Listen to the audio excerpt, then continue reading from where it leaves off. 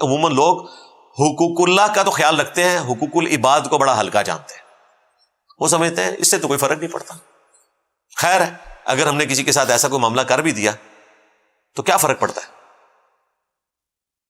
فرق یہ پڑتا ہے کہ صحیح مسلم میں حدیث ہے، نبی الاسلام نے صحابہ کرام سے پوچھا جانتے ہو مفلس کون ہے؟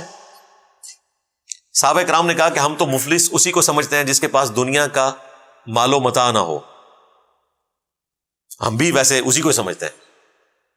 تو آپ علیہ السلام نے فرمایا کہ میری امت کا مفلس وہ ہے کہ قیامت کے دن پہاڑوں کے برابر نماز، روزہ، حج، زکوٰۃ کی نیکیاں لے کر آئے گا، لیکن اس حال میں کہ دنیا میں کسی کو گالی دی، ذرا الفاظ نوٹ کرنے ہیں اور دیکھنا ہے اپنی شکل شیشے میں. دنیا میں کسی کو گالی دی، کسی کا خون بہایا، کسی کو مارا، کسی کو پیٹا، تو وہ لوگ اللہ کے حضور پیش ہو جائیں گے اور کہیں گے کہ یا اللہ آج ہمیں حق چاہیے اپنا. اللہ تعالیٰ فرمائے گا کہ آج تو کرنسی جو ہے وہ نیکیاں ہیں، جاؤ اس کی نیکیوں میں سے لے لو. تو لوگ اس کی نیکیاں لینا شروع کر دیں گے، حتیٰ کہ پہاڑوں کے برابر نماز، روزہ، حج، زکوٰۃ کی نیکیاں ختم، جس کے اوپر اس کو ایک بڑا مان تھا. ابھی بھی لوگ باقی ہوں گے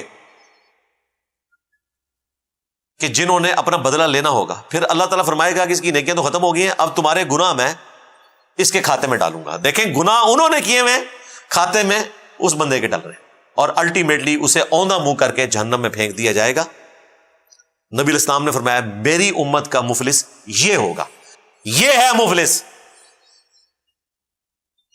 یعنی نماز، روزہ، حج، زکوٰۃ وہ آپ نے پورے کرنے ہیں.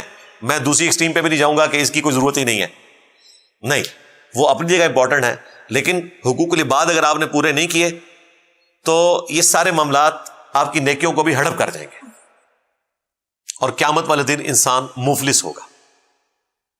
اس لیے اپنے معاملات کو بڑا دیکھ بھال کر چلنا چاہیے.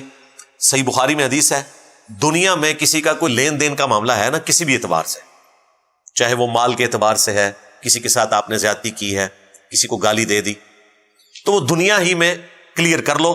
آخرت میں درہم اور دینار نہیں ہوں گے، نیکیاں دے کر جان چھڑانی پڑے گی.